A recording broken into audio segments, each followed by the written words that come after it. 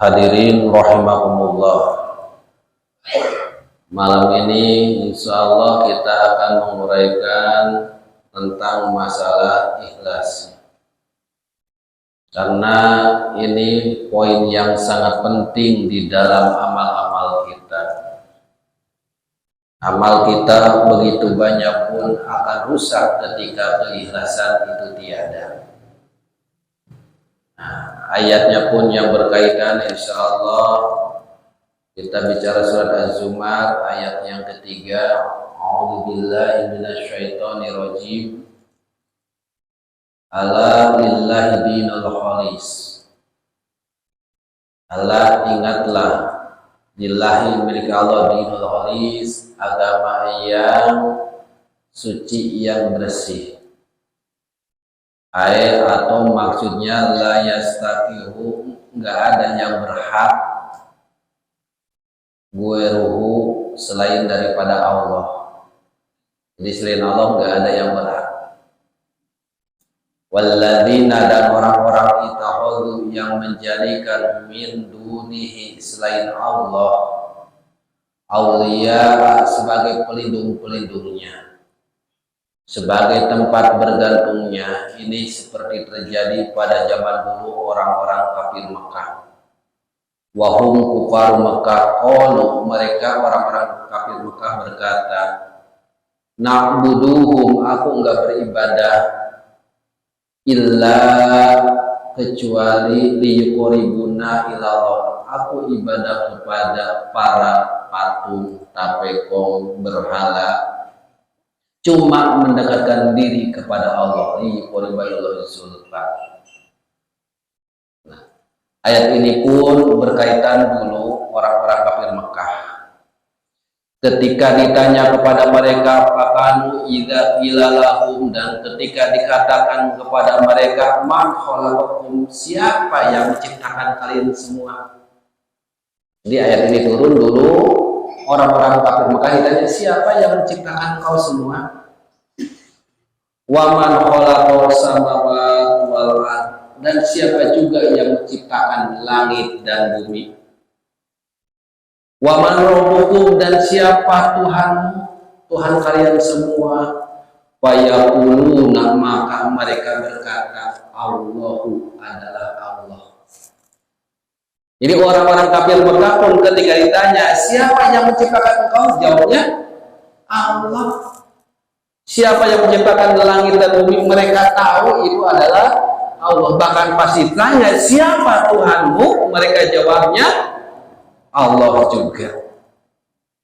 Fayuqalu lahum, maka dikatakan lahum kepada mereka, wa ma makna ibadatukum al-asnama, maka maksudnya ibadah engkau kepada berhala itu apa? Soalnya mereka itu ibadah juga ke berhala. Kalau istilah sodakoh, mereka pun sodakoh. Dan juga kalau dikatakan mereka di Ka'bah tawaf, mereka pun tawaf. Tapi mereka suka juga menyembah berhala. Maka ditanya, makna ibadatukum al-asnam, apa sih maknanya, apa sih maksudnya ibadahmu terhadap berhala? Maka fayaquluna, maka mereka berkata, itu semua dilakukan lituqribuna ilallahi zulfa. Kami semua ibadah juga kepada berhala karena supaya berhala ini mendekatkan kami kepada Allah, menjadi pelantara. Nah, itu adalah perbuatan syirik. Jadi kami ibadah berhala supaya mendekatkan diri kami kepada Allah. Karena berhala-berhala dulu kan itu adalah patung-patung yang mula adalah orang-orang soleh. Orang soleh meninggal, kemudian untuk jadi kenang-kenangan dibikinlah patungnya, arcanya. Nah, mereka menyembah, mengagungkan patung itu tujuannya untuk mendekatkan diri kepada Allah Subhanahu wa Ta'ala. Dan juga tasfa'ulana indahu, dan mereka berkeyakinan bahwa berhala-berhala ini bisa memberikan pertolongan selain Allah Subhanahu wa taala. Itu gambaran tentang arti ayatnya. Yang mana itu adalah perbuatan syirik. Nah, lawan dari syirik ya tadi adalah ikhlas. Makanya surat Al-Ikhlas itu kalau kita perhatikan, Qul huwallahu ahad, Allah lam yalid walam, tentang apa itu ikhlas? Tentang keesaan Allah. Jadi di sini bahasnya ikhlasnya bukan ikhlas bahasa Indonesia, tapi yang akan kita bahas adalah ikhlasnya bahasa Arab yang memurnikan keesaan Allah. Nah, dari ayat tersebut ulama membahas tentang arti ikhlas, diperjelaslah definisi ikhlas. Di antaranya An Sa'id Al-Jalil Ibnu Ali Al-Fudail bin Iyad, atau terkenal dengan Imam Fudail bin Iyad rahimahullah. Beliau mengatakan, tarkul amali li ajri nasi riya'un wal amalu li ajri nasi syirkun wal ikhlasu ayyu'afiya Allahu minhuma.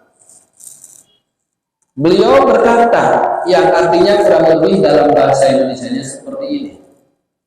Membahas tentang ayat tadi, masalah niat, juga masalah ikhlas, bersambung dengan masalah syirik. Tarkul amal, meninggalkan amal. Jadi contohnya meninggalkan amal teh, Bapak awal mula mau sedekah Senin, tapi enggak jadi.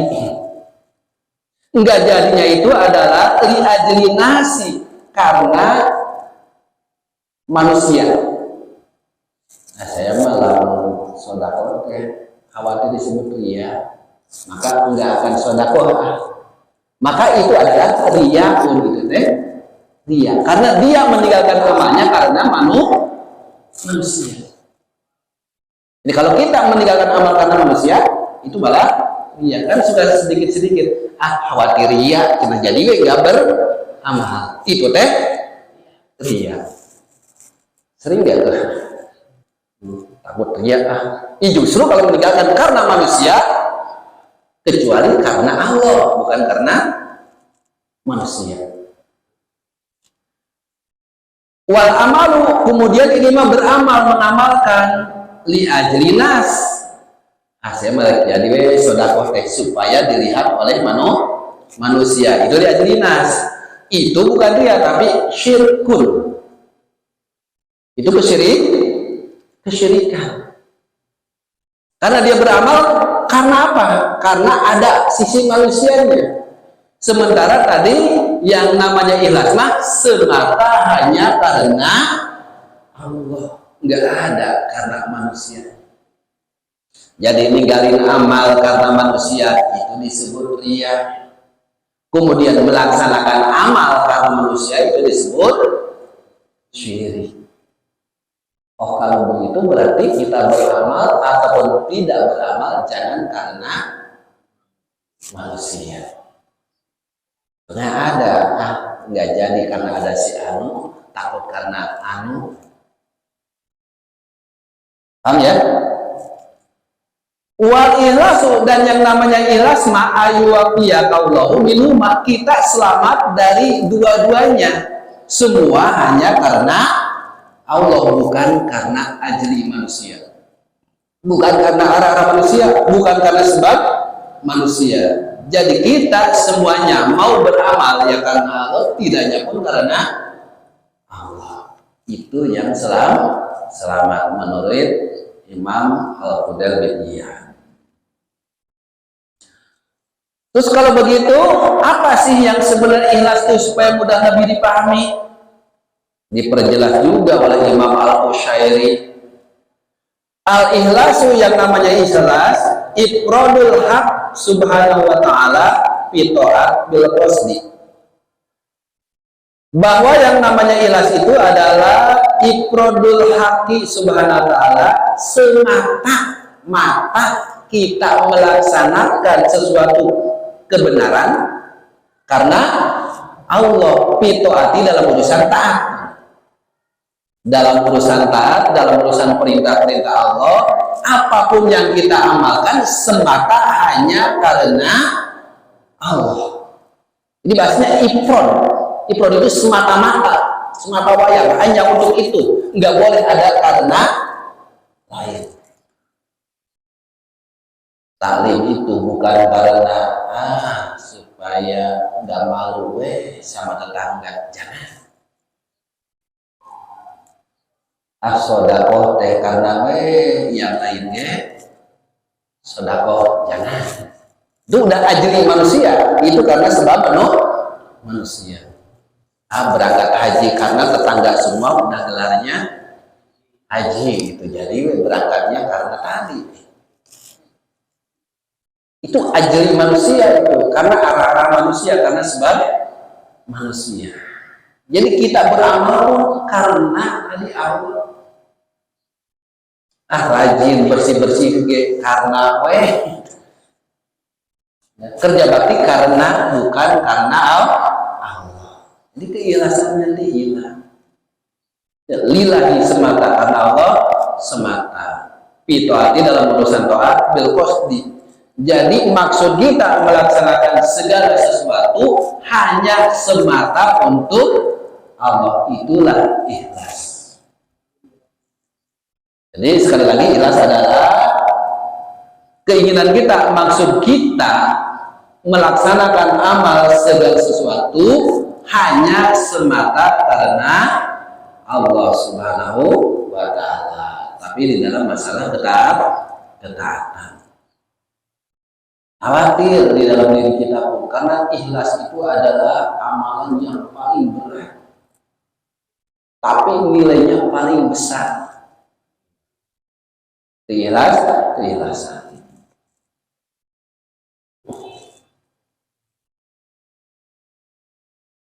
Kemudian dilanjutkan wa yurida bi ta'atihi, dan kemudian maksud ketaatannya at-taqarruba ilallah, dalam rangka hanya taqarrub, mendekatkan ilallahi kepada Allah, duna syai'in akhar, bukan sesuatu yang lainnya. Jadi sesuatu yang lainnya adalah selain Allah. Jangan sampai karena selain Allah apapun yang kita lakukan. Itu kalau mau benar-benar mengejar keikhlasan. Sholat kita karena apa? Dorongannya. Taklim kita dorongannya apa? Saum kita dorongannya apa? Sedekah kita sebabnya apa? Diharapkan itu semua dalam rangka mendekatkan diri kepada Allah, duna syai'in akhar, bukan sesuatu yang lain. Misalnya sesuatu yang lain, minta selain limalukin, karena buat manusia. Tasna itu sonah yang limalukin, untuk makhluk, karena makhluk.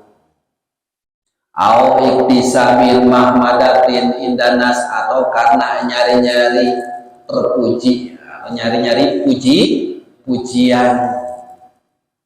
Jadi bukan karena manusia, bukan karena pujian. Au mahabbatin madhin minal khalqi, ataupun cinta karena pujian dari manusia. Bahkan di sini di ujungnya kalau kita belum paham diperjelas juga. Au makna minal ma'ani, atau mana ikhlas dari banyak mana-mana itu cukuplah siwa taqarruba ilallahi ta'ala. Jangan sampai kita taqarrubnya kepada selain Allah. Itulah yang dikatakan dengan ikhlas kepada Allah Subhanahu wa ta'ala. Mudah-mudahan kita pun adalah orang-orang yang diberi keikhlasan oleh Allah Subhanahu wa ta'ala. Dan juga ini ada sesuatu yang mesti kita juga pegang berkaitan dengan ikhlas. Ada kaitannya di dalam kitab Tanbihul Ghafilin Abu Lais As-Samarqandi atau terkenal dengan Syekh Samarqandi. Beliau mengatakan, idza aradallahu halaka imri'in, ketika arada Allah menginginkan Allah halaka imri'in terhadap rusaknya manusia. Ketika Allah menginginkan rusaknya manusia, aqabahu, maka Allah akan nyiksa manusia bisalah sati asya, dengan 3 hal. Jadi kalau makhluk ini, kalau manusia ini, kalau kita akan dirusak oleh Allah, Allah akan memberikan siksaan dengan 3 hal. Pertama, awaluha yarjukuhullahu al-ilma.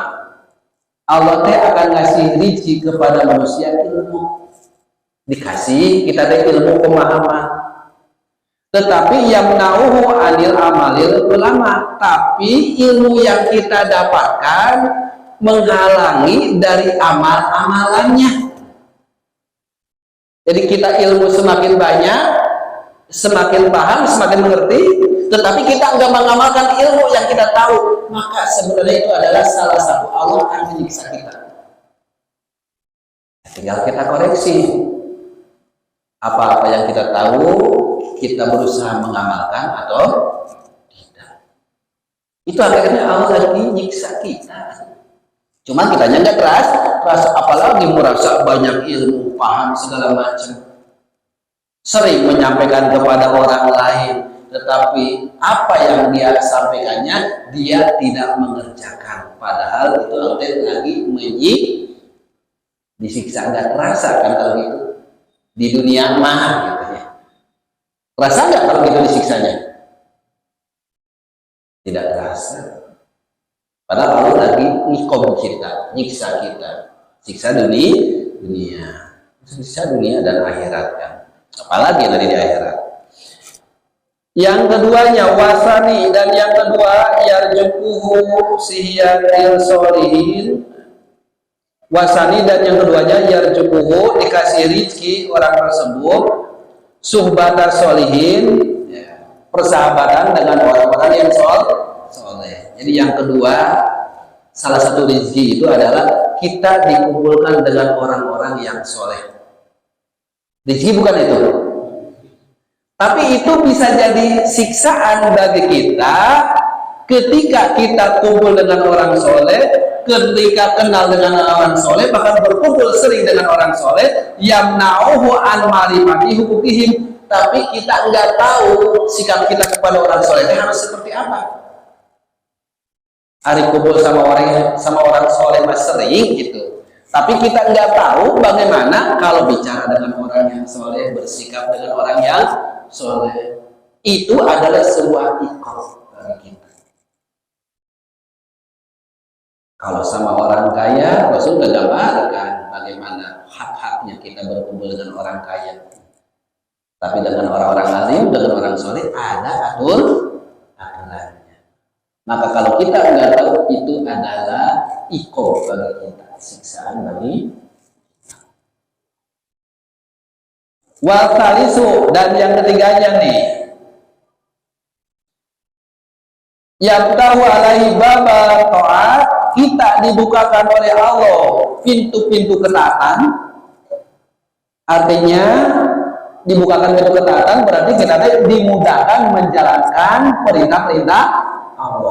Rajin sholat, bahkan sholatnya bukan yang fardu saja, sholat sunnah kita rajin, saum pun yang sunnah kita rajin, sholat malam kita rajin, taklimnya, sedekahnya rajin tuh oleh Allah, dibukakan ketaatan. Jangan merasa dekat dulu dengan Allah, itu bisa saja iqab, siksa bagi kita. Coba bayangkan, bisa siksa. Ketika apa? Ketika yamna'uhu min ihlasil amal. Ketika keikhlasan amalnya terhalang. Sedekah kita karena supaya dilihat tetangga. taklim kita supaya ada pandangan dari makhluk. Nah itu adalah iqab ternyata. Yang di pikiran kita mau dibukakan, dimudahkan oleh Allah, beramal soleh, merasa dekat dengan Allah. Kemudian tadi juga dirizkian oleh Allah Subhanahu wa taala dengan ilmu semakin pandai, dikumpulkan dengan para orang-orang soleh. Coba kalau seperti itu gimana perasaan? Rajin taklim, kumpul sehari-hari dengan orang yang soleh, bahkan tadi ketaatan, amal-amal mudah dilakukan. Kira-kira orang tuh merasa itu ajab, apakah kebaikan dari Allah rasanya? Kebaikan. Tapi lihat coba ketika dikasih ilmu mengamalkan atau enggak. Kalau kita mengamalkan, iya kita tuh lagi dekat dengan Allah. Tetapi ketika banyak ilmu malah kita enggak mau menjalankan, itu adalah iqobah bagi kita, siksaan bagi. Dikumpulkan dengan orang soleh, sampai sering-sering berkumpul makan. Kalau kumpul dengan orang soleh minimal, berarti kita pun terbawa soleh sampai di rumah makan. Kalau kumpul sama tukang las, minimal bolong-bolong pakaian mah ada. Kumpul dengan tukang bengkel yang kotor-kotor olimaan ada, atau kumpul sama orang-orang soleh, nah ilmu mah ayah. Tetapi khawatir ketika kumpul sering, tetapi kita nggak tahu hak-hak kita terhadap orang soleh itu gimana. Maka itu adalah iqab. Nah yang ketiga tadi khawatir banget, dimudahkan oleh Allah, dibukakan babu taat. Bab itu pintu-pintu ketaatan, dimudahkan sekali untuk menjalankan perintah Allah. Ini kalau bicara mungkin dianggap soleh mah orang soleh, tetapi ketika keikhlasan gak ada, itu malah jadi iqoban, jadi siksaan. Penting nggak kalau itu masalah ikhlas? Penting sekali. Dan ikhlas itu yang tahu cuma kita dengan Allah, diri kita dengan Allah, orang lain nggak akan tahu. Maka rentan gitu ya. Yang orang lain nggak tahu, rentan sekali. Kalau menjaga tangan dari hal yang tidak baik mungkin bisa. Agak berat menjaga lisan, tapi bisa juga karena lisan bisa diketahui oleh orang. Tapi kalau bicara hati, siapa yang tahu? Bisa saja secara tampilan kita tadi bisa seperti orang berilmu, secara tampilan kita seperti orang-orang yang soleh, secara tampilan orang-orang yang taat. Tapi hati siapa yang tahu? Maka di sini ya sampai-sampai diumpamakan seperti tadi, orang yang mengenal Allah, siapa yang menciptakan dirinya, siapa yang menciptakan langit dan bumi, siapa Allah itu, siapa Tuhanmu, mereka jawab Allah. Tetapi ketika ada karena sebab yang lain, kalau orang kafir Mekah yang lainnya adalah berhala, khawatir kita yang lainnya yang gak terasa nafsu kita, keluarga kita. Khawatirnya itu. Yang harusnya semua dulu orang kafir Mekah pun hanya kepada Allah, bukan untuk berhala, walaupun dia berkeyakinan kita ibadah ke berhala ini supaya mendekatkan diri kepada Allah, walaupun itu tetap tidak boleh. Untuk mengejar keikhlasan. Nah, mudah-mudahan kita tadi berusaha untuk jadi orang yang ikhlas. Apapun yang kita kerjakan semata hanya karena Allah Subhanahu wa taala, bukan karena yang lain. Walaupun nggak ada siapa-siapa. Ketika kita mau sholat malam yang lain nggak kumpul sama yang lain, sendiri saja belum tentu itu ikhlas. Bahkan ikhlasnya Allah itu sangat-sangat teliti. Sebabnya karena apa? Nah kalau ingin yang sebenar-benarnya ikhlas, nanti kan derajatnya itu di bawah ada penjelasan ikhlas itu ada derajat yang tinggi, ada yang pertengahan, ada derajat yang hina ikhlas itu. Yang kita paling bawah dulu tidak apa-apa ya. Kalau yang tinggi tadi kan semua hanya karena Allah tanpa ada yang lain. Ya, kita makan kadang pembelajaran sodako supaya kebutuhan kita dipenuhi, karena sodako akan dilipat gandakan 700 kali. Jadi karena apa? Usaha macet, rajin duha. Kelancar mah duha jarang. Pas macet rajin duha. Jadi duhanya karena apa? Macet. Tapi bukan orang sini kan ya? Masalah keluarga numpuk, ya segala macam. Karak rajin baca Quran, rajin sholat, bangun sholat malam baca Quran. Rajinnya kenapa? Udah terjepit masalah ekonomi. Anak sakit, istri marah-marah, usaha macet, wah, baru rajin deh. Karena apa itu? Dan ini belajarnya terus menerus. Nah, belajar ilmu ikhlas itu ilmu yang berat dan termasuk bagian dari sampai generasi tabi'in selalu menangis kalau dibahas bab ikhlas. Bahwa segala sesuatu kejadian yang berkaitan dengan ikhlas, beliau selalu menangis. Kenapa? Karena merasa susah untuk ikhlas. Kalau nggak salah saya pernah nyampaikan namanya atau Al-Asmani, generasi tabi'in. Saya ulang lagi nggak apa-apa, beliau itu adalah tukang tenun kain. Jadi zaman dulu kain udah ada, tapi ditenun gitu. Tenun satu-satu, mungkin pernah ya lihat tenunan. Kalau di Tasik mah ada, masih sekarang tenunnya tenun samak tikar. Tikar mendong, ceplok, cepret satu, tambah satu, cepret satu itu ya. Benang segede apa? Kalau mau selembar itu berapa lama? Nah beliau itu kerjaannya gitu dari kecil.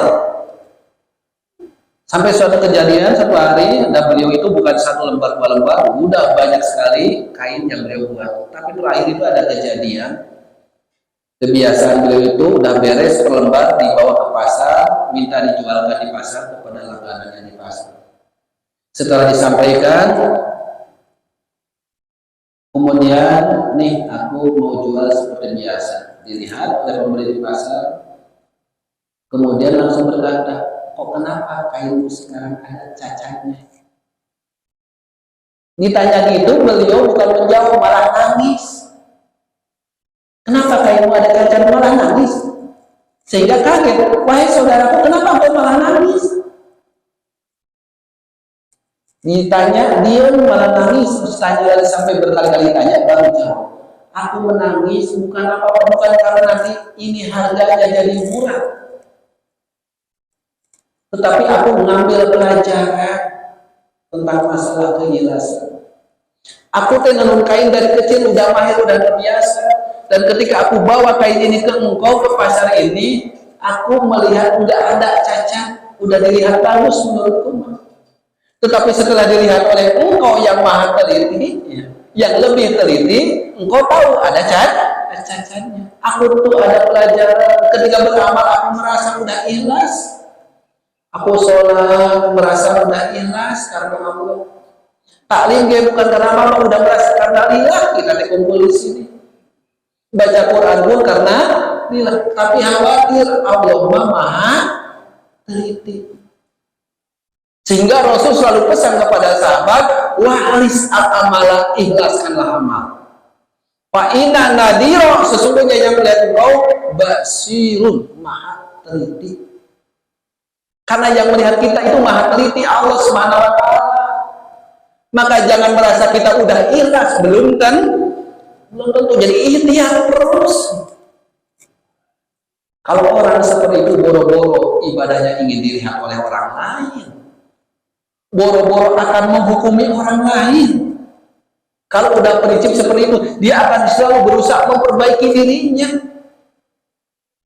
Nah berarti kita bisa melihat kalau ada orang yang masih usil kepada orang lain, selalu melihat orang lain, nah kita lihat aja. Karena itu masalah hati. Bisa dipahami ya? Nah, berarti kita pun harus terus-menerus berjuang tentang ikhlas. Belum tentu kita ikhlas. Cuma perasaan mah udah ikhlas. Sahabat tabi'in sampai seperti itu menangis. Ikhlaskan amal, fa inna nadhira basirun. Dan itu Rasul tempatkan pesan itu pesan yang keempat. Rasul itu kan pesannya kalau melihat pesan masalah keikhlasan, pertama itu pesannya tentang masalah akidah keimanan. Jadi disabina faidal baqra amikum. Pertama pesannya itu, perbaharuilah perahumu, perbaharuilah hatimu, niatmu. Karena lautan ini sangat dalam. Karena akidah itu rentan untuk rusak. Yang keduanya, hujjada kamilan, ambil bekal sebanyak mungkin. Berarti masalah amal soleh. Banyak mungkin amal itu Rasul besar dari sahabat yang dahulu yang amalnya sudah banyak. Kira-kira kita perlu nggak tuh pesan itu? Perlu ya.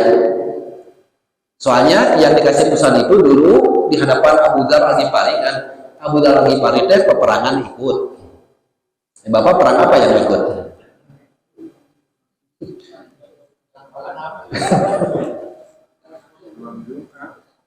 Komando Yahudi. Peperangan ikut.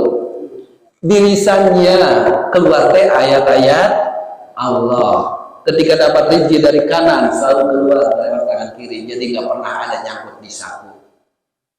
Tapi Rasul pesannya perbanyak amal. Kita sehari-hari lisannya ayat Quran bukan.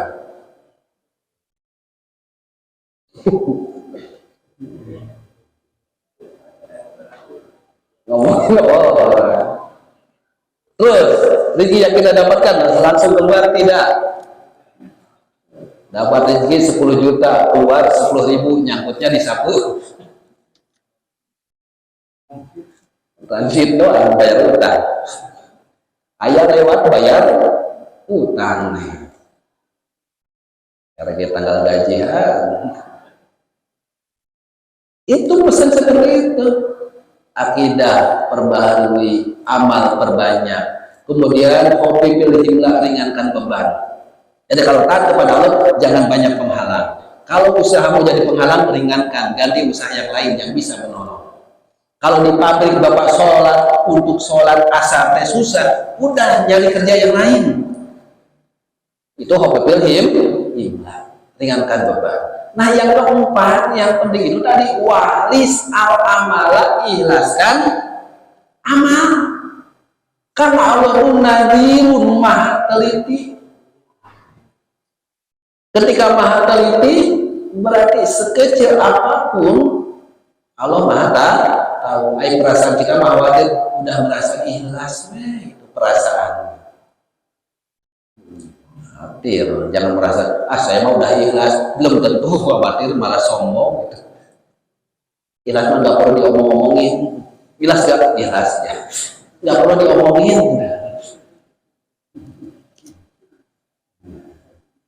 Belajar keikhlasan seperti itu. Nah kalau ikhlas seperti itu berat gak? Berat gak kira-kira?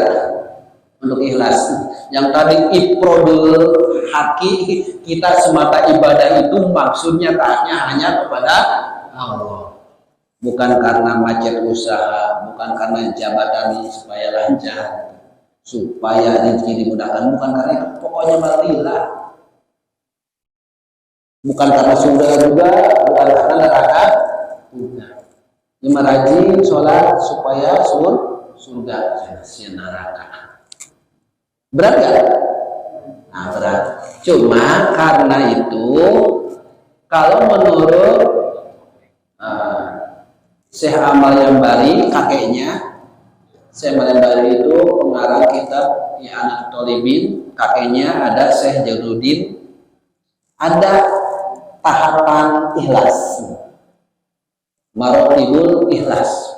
Jadi ikhlas itu ada tahapannya. Ya kalau yang tadi dibahas itu ikhlas yang paling tinggi. Pokoknya semua lillah, hanya karena Allah. Kita talinya, kita sholatnya, kita apanya beramal, udah nggak ada sedikit pun pikiran karena makhluk. Surga makhluk bukan?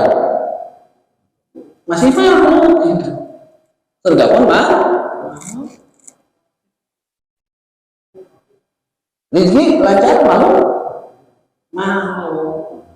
Nah itu kan berat. Maka beliau mengatakan wa martibuhu salasun, martabat ikhlas itu salasun, ada 3. Pertama uliya, yang paling tinggi. Wahia, martabat ikhlas paling tinggi adalah ayyamala, manusia itu beramal lillahi wahdah, karena Allah wahdah semata. Dia beramal karena Allah semata.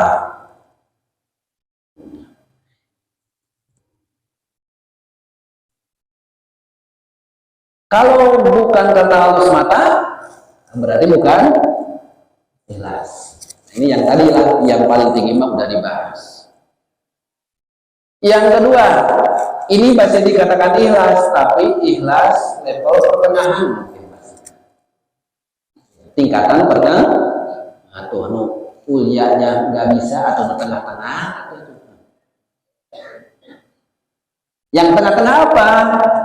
Wahia, yaitu ayyamala, dia beramal. Mau amalnya sholat, mau amalnya sodako, taklim, baca Quran, semua amal, tapi li sawabil akhirat, untuk balasan akhirat. Jadi bukan balasan naik jabatan ya. Kalau naik jabatan masih nama dunia apa bukan? Masih dunianya. Masih ada gak yang biasa kayak gitu? Banyak. Gak apa-apa. Ikhlasnya pertengahan. Cuma berarti mau yang martabat paling tinggi agak berat. Kalau pertengahan saja belum. Karena pertengahan tadi untuk balasan akhir, bukan balasan di dunia. Untuk balasan dunia itu bukan. Nah berarti yang dana atau dunia atau rendah, saya bahasnya rendah ya. Semua kalau dana itu artinya hina sih, martabat yang hina. Tapi saya dengan bahasa martabat yang rendah. Jadi ada ikhlas martabat yang paling tinggi, ada musto mutawasid, ada adna ya rendah.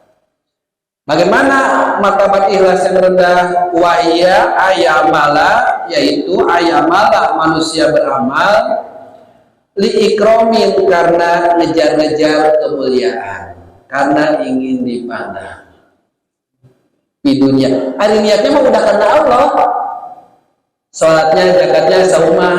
Soalnya kalau bukan karena Allah mah itu bukan ikhlas. Ini mah karena Allah. Sholat udah karena Allah, tetapi supaya mulia di dunia. Bukan karena selain Allah. Udah kalau selain Allah itu bukan ini masih karena Allah, tetapi supaya mulia dunia. Apa mulia di dunia? Ya tadi mungkin naik jabatan. Naik jabatan dianggap mulia dunia kan? Dikasih seperti itu.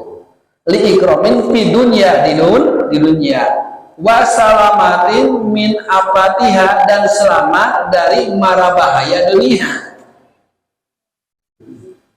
supaya kita beramalnya selamat dari mara bahaya dunia. Ay amalan karena Allah, baca Quran, Bismillahirrahmanirrahim, baca surat Al-Waqiah. Tujuannya apa? Mudah-mudahan rumah teh dekat datangan pencuri. Hari amal memang dia karena Allah, tapi supaya selamat dari urusan dari dunia. Masih disebut ikhlas, tapi derajat yang masa keselamatan derajat nu rendah wae. Udahlah, berarti naik dulu yang tadi kita niat amal-amal karena urusan dua, naik atau untuk urusan akhirat, jangan untuk urusan dunia saja. Bahkan tadi yang paling tinggi udah semua beramal itu karena bisa dipahami ya. Kalau kita baca Quran, alif lam mim, dzalikal kitabu la raiba fiih. Ingat di pikiran teh satu huruf 10 kebaikan. Derajat yang mana tuh? Karena tadi untuk akhir di sawabil akhirah. Karena ingat satu huruf 10 kebaikan. Paham ya? Nah, baca lagi tadi surat Waqiah supaya warungnya rame. Ya, karena Allah. Derajat mana? Nah, kira-kira kita yang mana ya?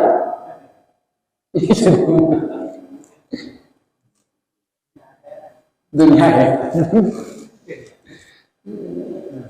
Nanti kalau ada urusan-urusan dunia, tinggal kita berdoa aja kepada Allah. Jangan sampai amal yang kita lakukan, karena tadi kita belajar itu ya, jangan yang rendah terus. Yang kita lakukan itu jangan sampai ada sangkut pautnya. Udah, kenapa kita rajin doa? Ya karena menjalankan perintah dari Allah. Kenapa kita qiyamul lail? Karena dijalankan perintah, karena ketaatan. Kenapa kita baca Al-Quran? Karena diperintah. Kenapa kita talim? Karena diperintah. Kita berusahanya karena sebuah ketaatan perintah dari Allah Subhanahu wa Ta'ala. Nah, itu terus menerus, mudah-mudahan kita termasuk orang-orang yang ikhlas. Kemudian ayatnya lanjutkan. Kan tadi kita bisa mengumpamakan lah ya. Kalau orang kafir Muhammad tadi tahu siapa Allah, tapi ditanyakan, terus apa maksudnya? Apa maknanya engkau ibadah ke para arca berhala? Jawabnya kan, ini semua dilakukan supaya mendekatkan diri kepada Allah. Jadi berarti adanya wasilah atau pelantara.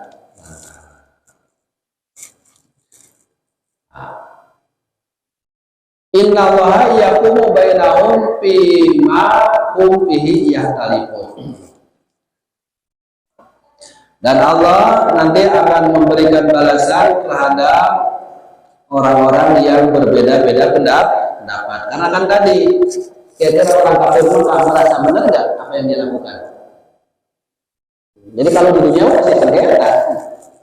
Orang beriman kamu salah, tapi kata dia orang berpegang merasa benar.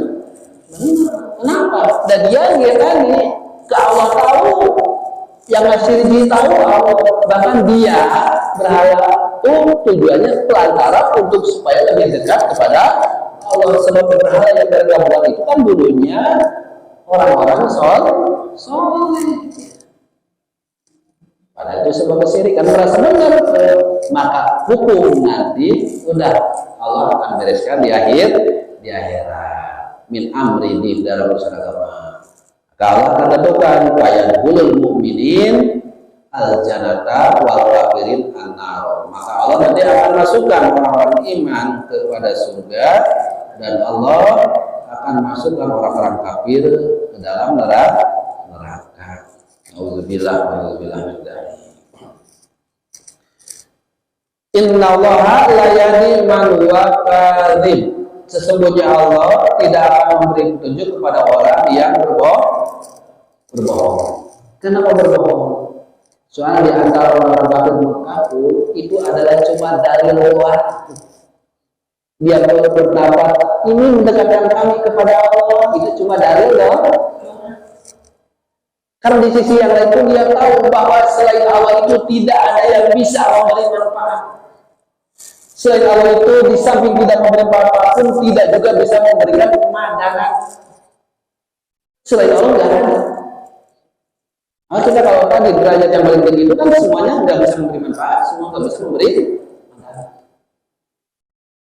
Dokter nggak bisa menyembuhkan. Tapi kan kita sampai jenjang yang kayak gitu, tingkatan yang kayak gitu lumayan. Bahkan tadi ancamannya kita khawatir kan, sebelum keikhlasan itu khawatir, ibu semakin banyak malah itu dari amalan.